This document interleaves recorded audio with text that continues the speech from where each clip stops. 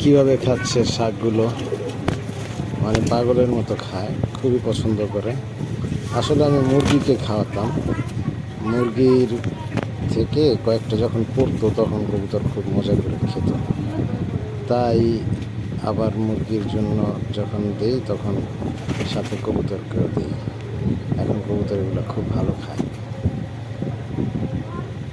আসলে অভ্যাসের ব্যাপার, যে কোনো জিনিসই কবুতর খায়, যা বুঝলাম।